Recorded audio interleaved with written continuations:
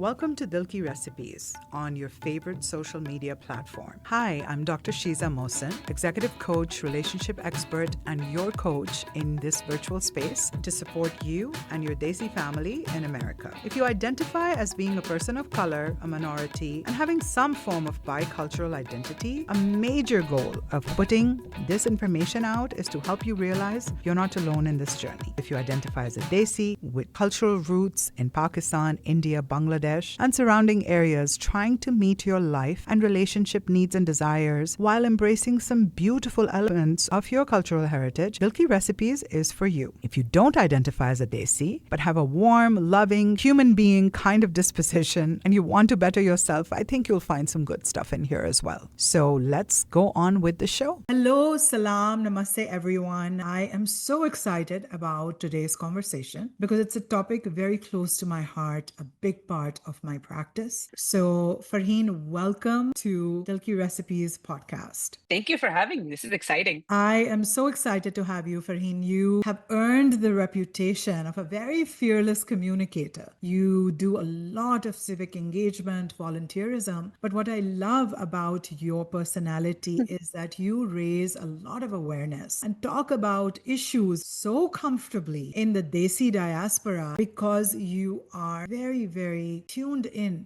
to what's going on and the reality of it versus a lot of times what we try to present in the Desi community as the optics of how we are. I definitely want to brag a little bit. You've appeared in multiple radio segments. You have also been featured in magazines such as Voyage Dallas, Dallas Morning News, People magazine. So you've had your little streak of journalism and being the voice of the community. So I know I'm probably bragging about you more than you may be comfortable with, but I definitely wanted our audience to know who's in the room. Thank you so much. Yeah, you're making me blush. Don't do that.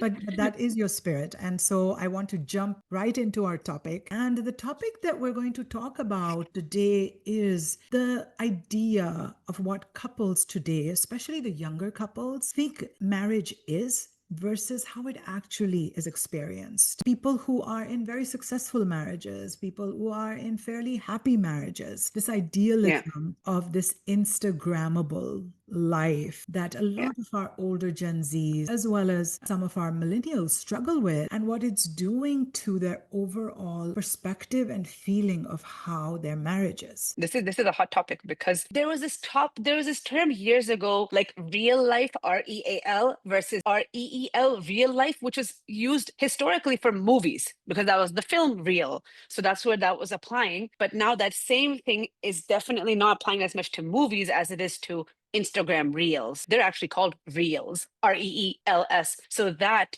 has definitely changed that definition. I won't lie, even as, in my 40s, been married almost, 18 years, it affects me too. I see it too. I'm like, should I be doing that? Like, and you know my husband well. So I'm like, should I make a TikTok with Ibrahim? I'm sure he'll be like, absolutely not happening. But it's in our hands at all times, these reels that make you think like, oh, should I be posting this? It does put a pressure on marriages and not just young marriages. I think it puts a pressure on, besides the older, like my parents' age group who just don't care about this stuff. Anyone under that is like, should I be posting some or am I going to disappear? That is such good insight, Farheen. And I noticed that as well. It's so funny when you said parents' generation, they don't post reels, they just forward all kinds of things on WhatsApp. It is it's like a disease. I have to tell like my older siblings and aunts, and this is not validated. This is rumor. This is not even true. And they're like, nahi, WhatsApp pe tha. And I'm like, Not true. there's a lot of things over there. But I will absolutely endorse what you're saying is this whole idea of public versus private. And I will tell you as a mental health professional, initially when Facebook came out, I think it was 2006, 2007, the messages that are popping up on my Facebook that I used to post, it was literally like, now I ate, because we didn't know how to consume it. And Yes. with a couple, 3 years of that, as I started studying mental health, about how depressed, especially you have to check in with your mental health before you consume it, because if you're feeling down and you go to social media, it's going to actually pull you down. It's very detrimental, especially a lot of families, even couples in pandemic. In pandemic, a lot of couples that were already struggling had like this major, like come to the table a moment, like, what do we do? Or couples who were only showing this imagery of perfection suddenly had to be in the same house 24/7, working from home. Overconsumption of social media drastically went up by 400 or 5. It's like a pretty big number, 400, 500%. And then you notice the divorces. I know so many people who pandemic is not good for their marriage. They're like, we just don't know each other and we can't be together. And it's like, but you've been married so long. Like, how do you not know each other at this point? Or are you being private? But they're like, no, just I'm happily divorced because it didn't make sense. Those pandemic marriages also happen because people are Yes. feeling so alone that they maybe settled for somebody that was not compatible, but that fear of Yes. loneliness, it is a Yes. big, real fear that people have, is that I'm going to end up lonely. I'm going to die. I hear that so often. And also with the promotion of idealism and perfectionism in these reels. And like you said, in the movies, while a lot of things in a marriage or romance were romanticized, these Yes. reels are so perfect. My clients would send me reels all the time and say, Shiza, is this true? And I'm like, no. Do you think this makes sense? No, this absolutely doesn't. And I would be telling my couples because it impacted their perspective about marriage, their expectations about communication and boundaries and this cancel culture. Remember, we would have this whole reels about the standard, or like the working woman who is working, handling everything, managing business, whatever, and the kids and all that. And that was the initial parts of reels. And then suddenly this whole culture of trad wife came about. And I was like, what does that mean? I saw that word and I was like, what? The traditional wife. The videos of people just like, oh, I woke up in the morning early to make blueberry yogurt for my kids. Oh no, not blueberry yogurt from the store. I took blueberries, I mashed them, and I was like, okay, this is new. And that started feeding that whole idea that the standard misogynistic views were given like this, okay, yes, you can have a trad wife who will happily do this, find one. And then the whole like the Andrew Tate and all that stuff, it all just kind of discombobulated and combusted into nonsense that you're just like, these aren't real people. Like that trad wife has like 4 helpers or this or that, or they make this kind of income or whatever else. So yes, if I had 5 helpers, I would go pick blueberries too. You bring out a really important point because a lot of those gender-based expectations in marriage, and we're going to talk about them, come from how a trad wife, even a working wife, showed up in these like Pakistan and India and Bangladesh, where domestic help is affordable for even lower Yes. middle class families. So Yes. when somebody says they cooked, they really didn't cook from scratch. Somebody chopped their vegetables, somebody did a lot of the Exactly. prep work. You went in your glorified version, mixed everything up, and got credit of cooking that. And you Yes. also didn't need to wash the dishes, you didn't need to clean up. However, when you add that to a Western, American, British home, it's not mimicable. So let's Yeah. dive into those questions and topics. In one sentence, Fiza, what couples think marriage is versus what it actually is? Ah, Big question. what couples think marriage is Okay. beautiful, curated, romantic moments or multiple moments versus what it actually is steady, consistent, effort making partner that walks with you in your journey, that sees you, that understands you, that wants to argue with you, but still be with you, that chooses you every day. Wow. And you said such a wonderful voice, Shiza. It's make me cry. Stop. But my couples tell me all the time I'm a hopeless romantic. I live vicariously through them. But it is true because that is the beauty of having your person. The beauty Yeah. is not in that Instagram picture. Yes, those are moments. I'm always, always promoting date night for couples, except Yeah. for couples who work together, for couples who are together all the time. I'm telling them, please spend time away from each other. You will have Yes. nothing to talk about. So Right. hopefully that answers your question. I know, as you mentioned you have clients who are married clients. What are the unreasonable expectations that you feel that you hear most in your sessions? And what's the cost of each? How about like 2 or 3 of them? I will say the 2 or 3 unreasonable expectations that I notice is that partner not having an ideal response to a problematic situation that Right. they imagined in their head. This is how they should have responded. So that recovery about how they should have shown up versus Yep. how they showed up, the Shah Yep. Rukh Khan moment versus your regular husband moment. I notice this perfectionism in responses. Why didn't they do it this way? The problem as they would solve it. So it's almost like, well, that wouldn't happen unless you were married to yourself. I see a lot of that show up in terms of unreasonable expectation. The other is the unreasonable expectation of perfectionism in so so many areas of life, whether it is showing up a certain way in social situations. You're right. Hollywood, Bollywood, whichever would, has sold us this idea that, if me and my partner are getting along great and we're on the same level, then we must be thinking alike too. If I would handle a situation like this, then my partner would do the same exact thing. It's the whole idea that we are two different people. And it happens even now. There is this idea also that I think online sells you that everyone's in this great agreement and we're all just meshing and working together. Whereas I think they've lost the main essence that was the big word for marriage before was compromise. There's no compromising. It's all just like my way or the highway. This whole idea of, and I say this to my couples a lot, if one of you wins, know that there's a chance your marriage is Yeah. won. Because the goal is to really understand each other, not be loyal to an opinion, to be open, and how beautiful it is for your partner to feel heard. Instead, when you make it about ego, and couples I see doing that a lot where they're arguing to win, when I ask them, and what was the outcome? Like, how did that make you feel? Oh, I felt great. Well, how did it make your partner feel? Well, he didn't talk to me for like 3 days. Well, clearly it didn't go well for your marriage. If arguing and winning was the goal, then, that's really not a good goal. You let it either fester and become this whole no talking thing, because we did plenty of that too early in our marriage. Fine, I don't agree with you, you don't agree with me, I'm not talking. Or I would toss it like, I'm American, you don't understand my side, and then he's like, you don't understand Desi microaggressions, and we'd get into like tit for tat for that. So now, but over the years, we've learned like, okay, some things were said, let's not talk about it now. Maybe let's go get ice cream, because he knows the best way to get me to do anything.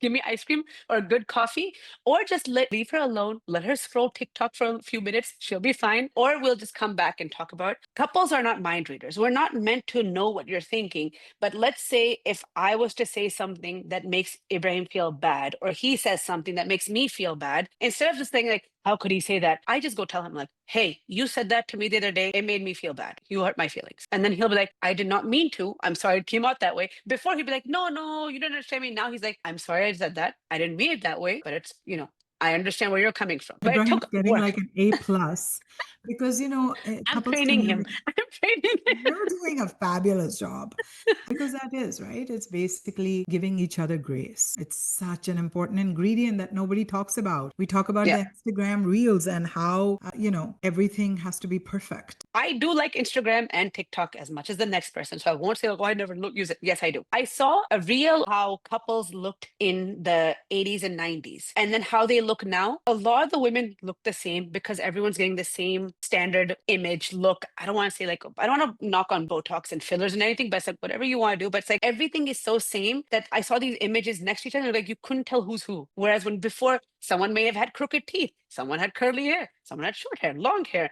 glasses, no glasses. It was like you saw differentiations. Now it's like because everyone's trying to fit into this perfect Instagrammable mode all the time. Where is the individuality going? And that's where I think in marriage, people are like, I want someone who looks like Kim Kardashian. Well, there you go. There's 10 of them. Probably thousands of them. More. Yes. It's basically what do you do with that when all Yeah. of that settles and then the personality is staring at you and it's Yeah. not a person you like. Absolutely. Yeah. So on this idea of expectations, what's a simple expectations audit couples can do before or after a wedding? One of the most important thing is checking assumption. It's so important to know the two things I will prescribe for couples is other the issue that happened. What happens a lot of time in our culture and even in marriages in general, immediately there's a blame game. Whose fault was it? Instead of othering what happened and saying, this is what happened and this didn't go down well. Having a discussion about the problem versus having a discussion about whose fault it is are very different discussions. So that's where we can talk about miscommunication and othering the issue and talking about it versus a character attack versus the blame game.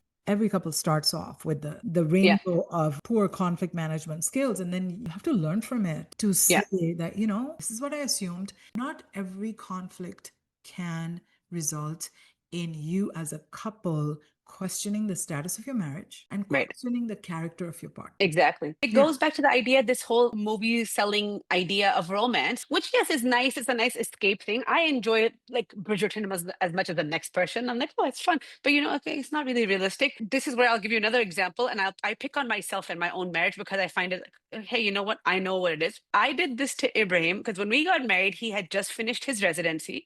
And if anyone knows residency, you have negative money. And we were newly engaged. And I think it was the first Valentine's Day was coming up. And I had this expectation in my head, this guy's a doctor. He should be able to get me a designer bag. And I expected that bag. So I remember Valentine's Day came and we had just been engaged maybe 6, 7 months. Our wedding was maybe another, we were getting married in April. So February, May, we were like, oh, I was like, I'm gonna get a nice bag. I waited, and then of course no bag came. And reminder to the audience, Ibrahim is from Pakistan, so the background he grew up in, it was like not even a thing. And I expected this bag, and I was like, I want this nice bag. He can afford it. And when it didn't come, I almost fought with him for a few days, and I was like, how could you not understand? And then he was just like, why would you expect something this expensive? We're not even like married yet. Like we have finances, I have loans, I have blah, blah, blah, blah, all this. Eventually, I learned that the type of person Ibrahim is, he's not very like, he doesn't have that mental jujitsu to figure out women. He's like, you know what? If you want something, just tell me. And then if you really, really want something and you don't want any argument, just say, I want this thing. It may seem unreasonable to you. I just want it. Or just go buy it yourself. Yeah, take my car to go buy it. But that took a while of just like back, forth, back, forth, back, forth, trying to make him mentally understand me with my whole romance and like, la, la, and him being such a stoic person. It was like, hey, two different people have to make it work. I will tell you, thank you for bringing this up because this is really enforcing the money element of the social media, Yes. because there is a lot of ideas about what this symbolizes. So for you, the bag symbolized his loyalty to you, his love to you. And he's Yeah. saying, I also need to look at the symbol of bills and pay Yes. them. So, Yes. I notice this in young couples a lot. And I Yes. want to say, because, a lot of times in our culture, and needless to say for the right reasons, we also see men being very dominating and also sometimes, but in this element, I will definitely highlight the women and their unreasonable expectations Yeah. around money because they are not noticing there are all these boring things. The fantasy of the bag is not matched with how are you going to make a reel out of my husband paid all the bills this month? Like, there's Yeah. no interesting reels about that. No, it also comes down to like, you won't find people celebrating like, hey, I have absolutely no debt. No debt. There comes the conversation between our values and our Yeah. budget Yeah. and what we're spending our money on. And I really think that that's something that, especially women who may have these generous gift expectations. I will say it took work. People sometimes felt like, oh, you guys seem like you're so in sync. I was like, we are not. We are not in sync at all in many subjects, but we've learned to find the balance. And there are still things that I don't want to do and things he doesn't want to do, but we've come to the, conclusion, hey, we don't have to do every single thing together to be in a good relationship. I'll take this back to even, I know so many couples, she's a so many, and I find this unhealthy. And I don't know if you find this unhealthy or you've seen this in your practice. People refuse to watch TV shows with each other. There should be one or two that you watch together, sure. But I find that people hold this TV watching as like some sort of connection that this is so important. And sometimes the wife or the husband, whoever is okay with watching it by themselves, will complain about their partner being controlling. So I Right. completely get that. Those are all those codependence and mesh tendencies in our culture. We grew up in a Yeah. culture that's informed by songs. Beautiful marriages continue to be healthy when your own personhood has space in the relationship. Yes. You need to. I think there was also this whole idea that was very much passed down by South Asian communities, I think specifically, was that if a couple is doing anything separately, that's wrong. If a guy is going out to dinner with just guy friends and a girl is going out with just her girlfriends, that's wrong. You should always be a family unit at all points. Like husband, wife need to be friends, kids need to be friends, your pets need to be friends. Like everyone needs to be friends. Which is like, it may happen in La La Land. It's not Huh. real, right? There's so many times couples struggle with Yeah. couple compatibility. So having Yes. space and room for your separateness is also very important. And then I want to talk about these gender roles because you talked about the Yeah. child wife. I definitely want to talk about that wife template. But before we get into that, I would touch on social media because that's the most important part of this. That's the one that's like, this is the reason the meat of this topic is social media and its effect. So how do you help couples step off the comparison treadmill? Because Sure, you might have someone's reel of Japan that looks amazing, and our reel might look kind of silly, but being like, okay, that was this movie experience and we had a good time. How do you tell couples to do that? I will tell you the comparison chain is the problem, right? Because when, oh my goodness, like for Japan, so many of my couples went to Japan and it's like, well, they went to this tea party that was this much money.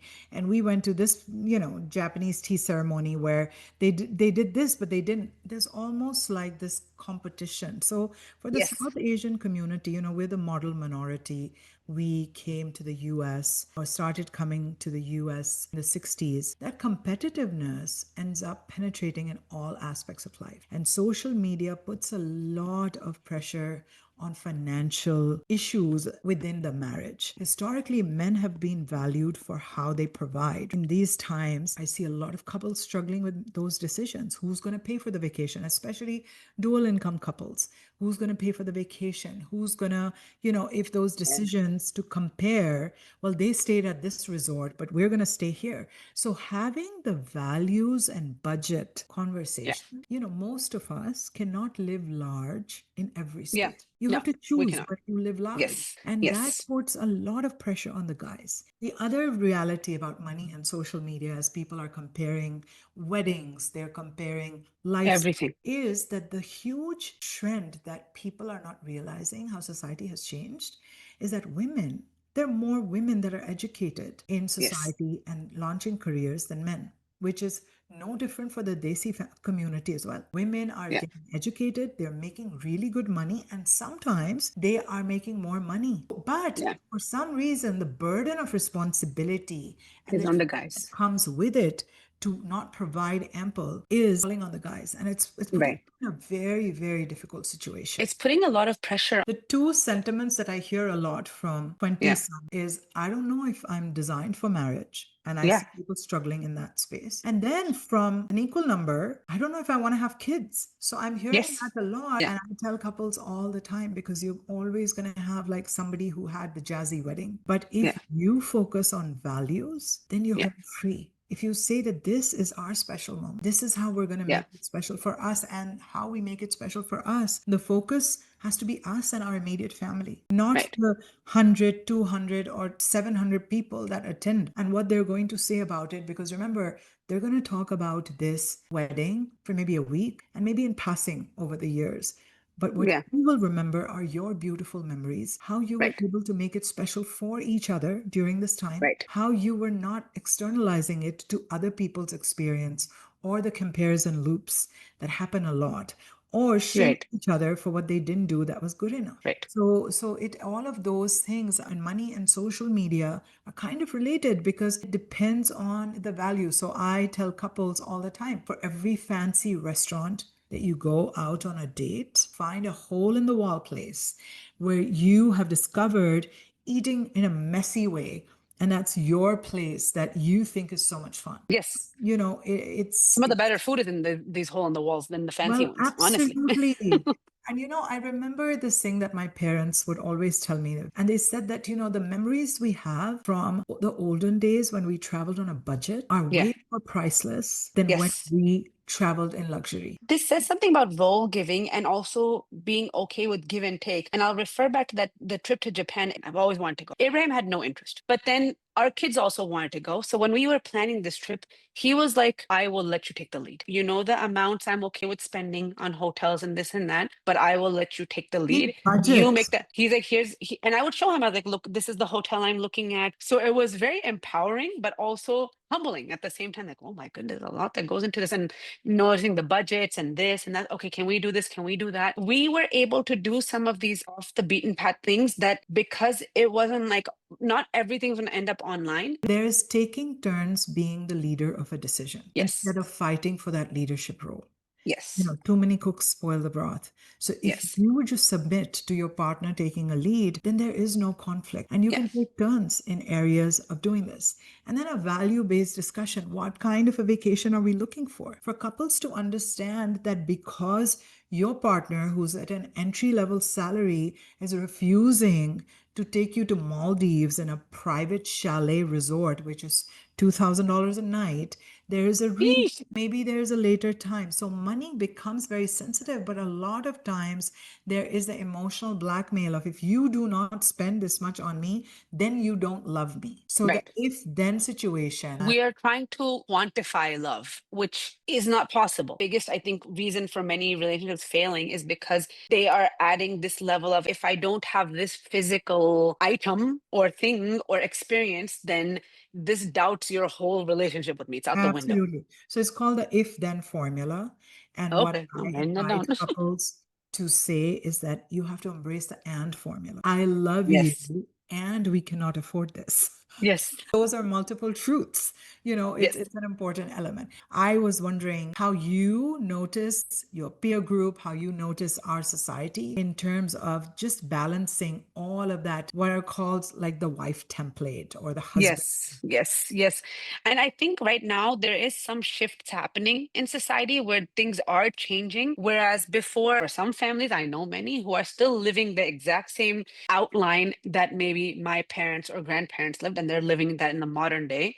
Whereas, siblings from the same family might be living completely different. So same, let me explain it about like parents who lived a very traditional lifestyle. They have children. Each of those children is married separately, and then one is copy pasting the original formula, and one is going against the grain of that formula. And it's very fascinating to see, especially when there's, for all intents and purposes, they see people love saying like, "Oh, I raised both of you, so you must be equally the exact same person." Copy paste. No, we have to. I think that's a lot of unlearning happening in the Desi community now. Most people in my age group, their moms were working. What do you say when someone says, my mom did everything or my dad did everything? Because there's girls even who say, like, my dad gave me everything I wanted. I just have to ask. Absolutely. So these are the two areas of over functioning, as I call them, because we ideate Over functioning. we I ideate like that. based on we ideate based on what we've seen at our home, right? So, Yes. and sometimes it's effective, sometimes it isn't.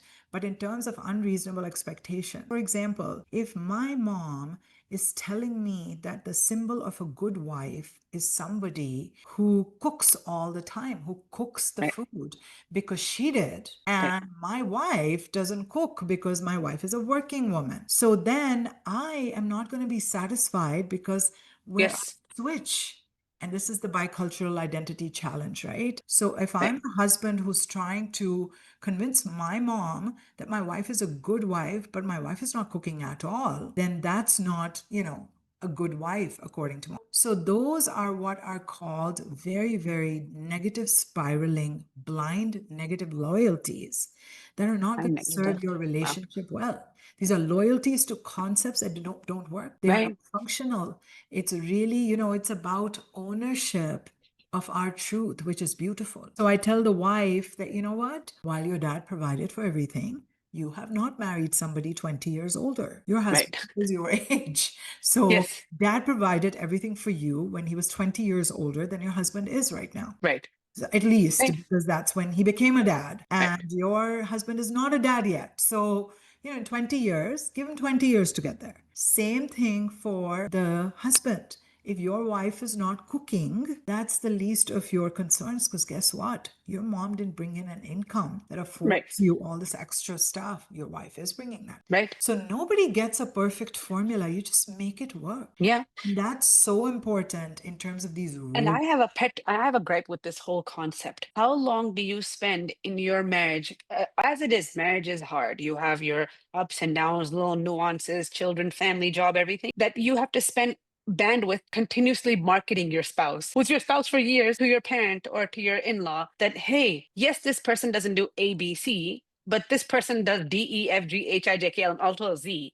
So I'm good if they don't do ABC. And that I feel like puts also unnecessary pressure on if let's say you have a mother-in-law who's telling her son, oh, I used to cook for your dad every day, fresh meals. As you hear something constantly, it does break you down mentally that, okay, maybe. And then you have the husband telling the wife, like, well, why don't you try cooking something small or this? And the wife's like, I don't have time. I can cook maybe once a week or twice a week, or I can meal prep. I feel like that constant bandwidth loss that could be used somewhere more productive. It's like once you're like 5, 6, 7 years into it, it's like, hey, I'm just content that my kids are okay. Like that's what I see.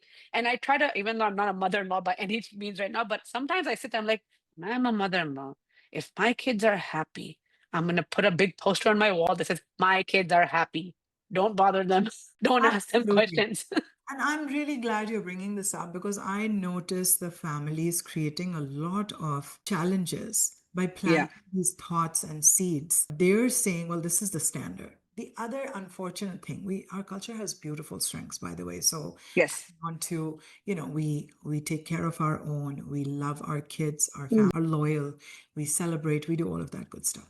One of the things that's a pet peeve for me, we know how to criticize so well Oh, and yes. we suck at praising. Oh, we have PhDs in criticism. Every one of us. Oh my goodness. So this friend of mine had this interaction with me. So I'm a loving person. I'm very generous with praise, Yes. with, I don't have issues hearting messages. I won't like do a thumbs up. Like that's just not my nature. Now Yeah. I'm like that with everyone. My personality is that I notice things and I love noticing people for what they're doing well. So I Right. praise people a lot. So one time we were interacting, we were in a social situation, and it must have happened. I don't even notice it, Fareen, because it's just a part of who I am. I'm affectionate, Right. generous with praise. Right. I treat most people, if not all, decently, I think. She comes to me and she's like, Shiza, right now, you and I present as very desperate people. And I was like, what do you mean? And she goes, this is Pakistan. Nobody praises the way you are praising and noticing things. We will look Right. like we are trying to please them too much. Yep. Have you seen the discomfort on their face? And I was like, yeah, but everybody loves being noticed for their strengths. And she's like, well, just telling you, you're probably going to look like this desperate person who's saying so many nice things to aunties and uncles and like, Yes. but women and men criticize. So the moms-in-law, they Yeah. are the ones planting the seeds of inadequacy in their child. Yeah. And a lot of times, unfortunately, and I know, Farheen, you have four boys, so this is like advanced I guidance for you, where there's like, ye to nahi kiya usne, aise nahi kiya. So, they're pointing out things that were Yeah. expectations they had. They probably found them very unreasonable when they were in Right. the young stages of their marriage. But these women are perpetuating some of They this are. toxicity. The mothers-in-law. Now, Yeah. having said that, I want to tell you, I am so proud of so many mothers-in-law now. That's changing. It's Yes. beautiful. But Yes. there are some out there that I'm like, Oh, yeah. lady, Plenty. you need to Plenty. come to school with me. Like Yes. this is not acceptable. This criticism. No, and then speaking on that, let's minor shift, not a big shift, but like the whole idea of in-laws and spouses. Yeah. How do you draw those boundaries or set up those boundaries to parents? And this is very common, especially in the Southeast Asian community, and I think other where many parents expect 24/7 access. I know, and I'll give you an example of someone I knew who had gotten married maybe like 6 years after I did, and their mother-in-law would call them every 2 3 weeks, regular conversation, and then ask them like, did you get your period, wanting to know, okay, are you pregnant yet? And the girl felt like, I'll let her know. And then she's like, whenever I would say yes I did, then she'd be like, oh, okay, next time. Then it put this unnecessary stress on, like, I need to get pregnant. And then I think they ended up having kids when they weren't ready. I mean, they're fine, all good, but it's just like the initial stages of marriage was spent in, I need to get pregnant because it seems like my mother-in-law will not be happy until I. This in-law Right. thing shows up in all kinds of forms in every Oh culture. yeah. So it's very interesting. The second thing, the three things that in-laws really, really do that is sad, still do, many of them I just want to acknowledge because not every family system is the same. So I'm seeing a lot of growth in that area. I want to address this intrusive questions. Where are you? Where are you going? When are you coming back? So the questions are okay for the son, but the daughter-in-law has to like be answerable. Also not respecting privacy. So what I want to share is that the ideal solution for Desi couples, as I work with couples, and I'm going to say that with a caveat that it doesn't happen. But what I like promoting is your family, your mess to deal with. So I tell couples all the time in the Desi diaspora, if this is a challenging piece of news, for example, for your family, then you should be the bearer of that bad news. Right. Your job is to protect your husband from it. And it's your Right. husband's job to protect you from your family drama. You Right. have to be the first line of defense that comes between your family and your partner because you Right. understand them. The other element is that you could say something wrong or inappropriate or risque or boundary establishing, your family will forgive you. Right. If your husband says it, and similarly, if your in laws hear it from you, then the forgiveness radar is just very, very compromised because then Right. there are grudges, and then there is a lot of like unprocessed, not letting go of how we were disrespected. So those are elements of the culture that I really like pointing out to the younger couples.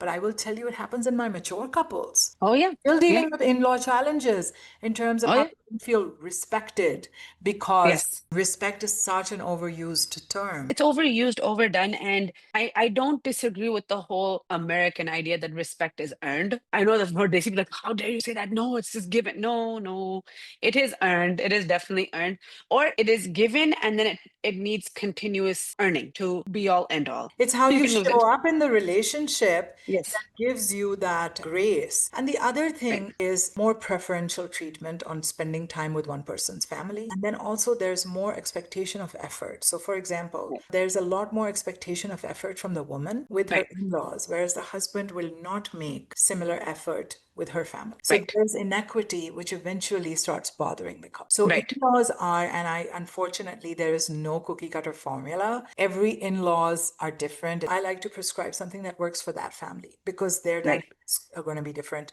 The relationship that the son has with the parents, very different relationship the daughter or the daughter-in-law has, very different. So the solutions have to be informed of that family system. And this ends up happening a lot of times when distance.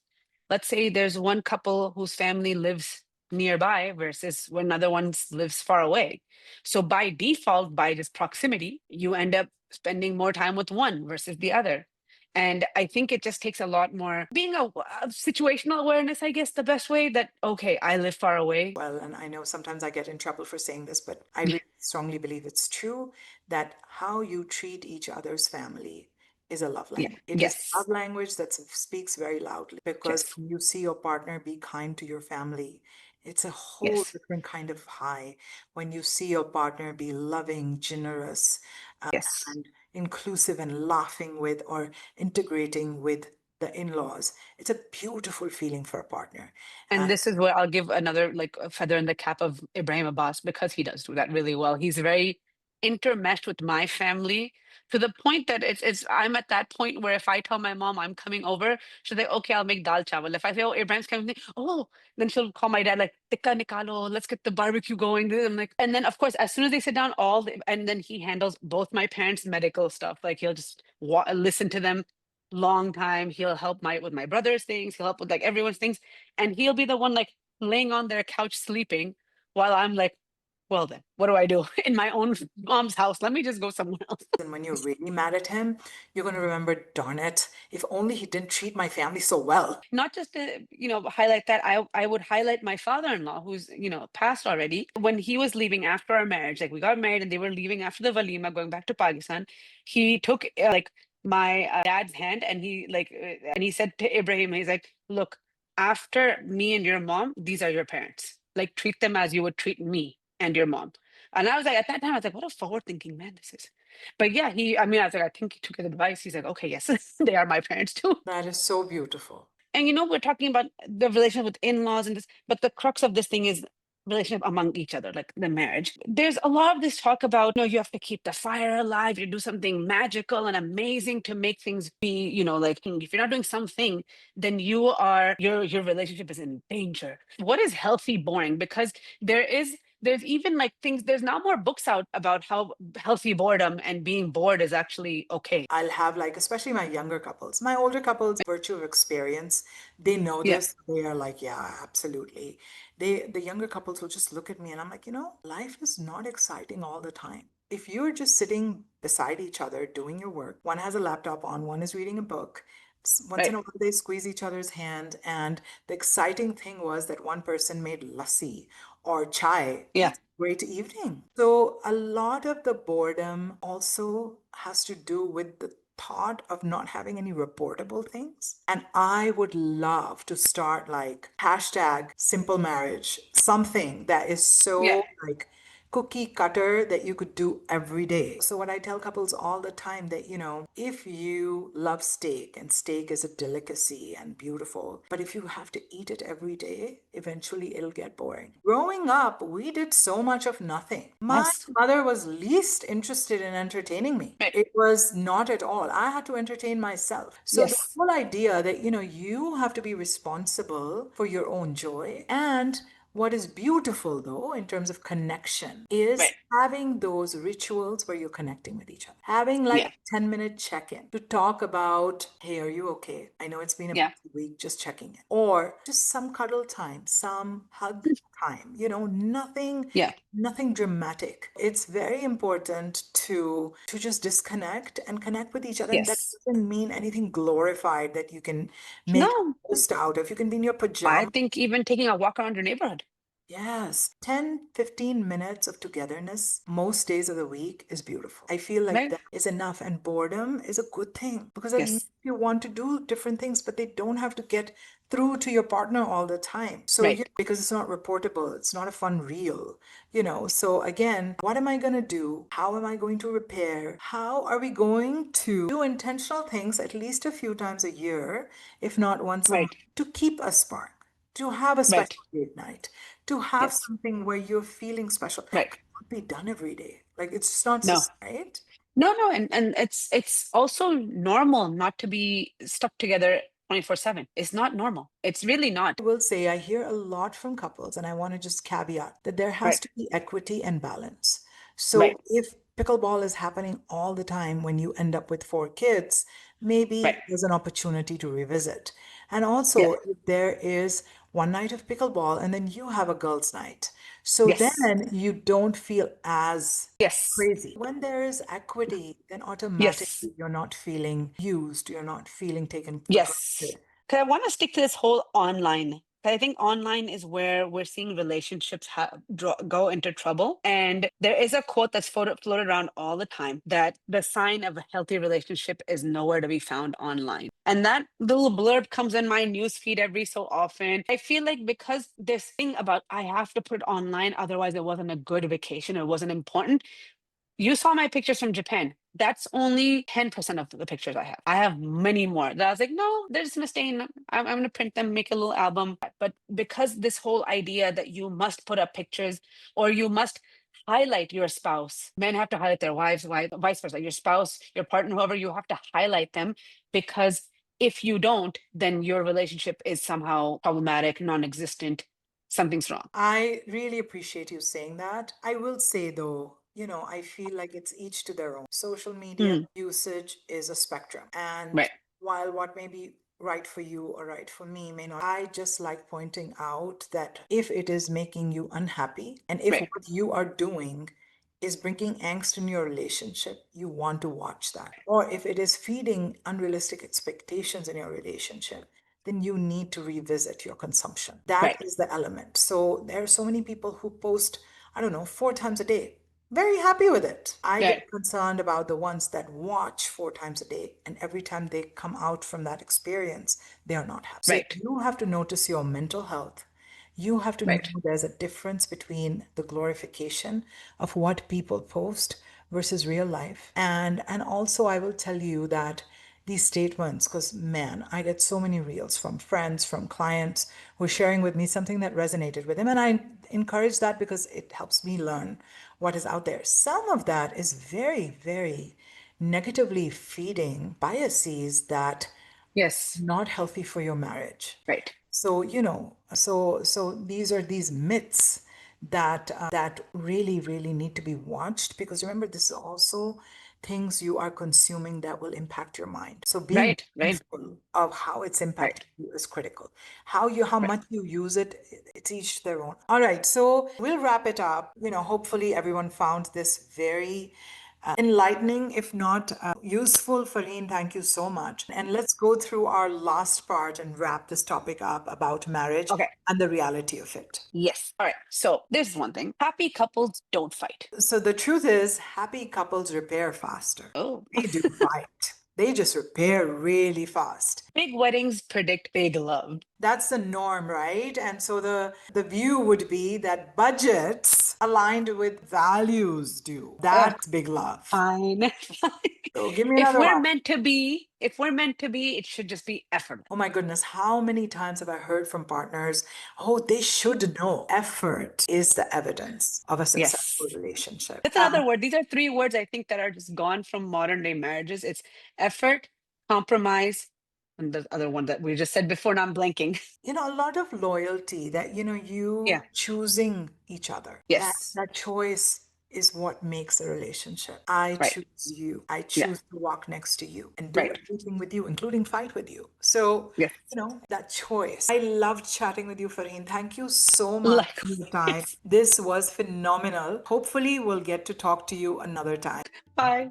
Please remember to keep listening and watching as part of your weekly self-care and learning ritual. You know there are lots of commonalities in our lives, relationships, in our joys and struggles. And my hope is that this material will help you expand your perspective, give you some clarity on how to think about things, and ultimately make you feel better and sorted about your life and relationships. Hope you have a fulfilling and wholesome day.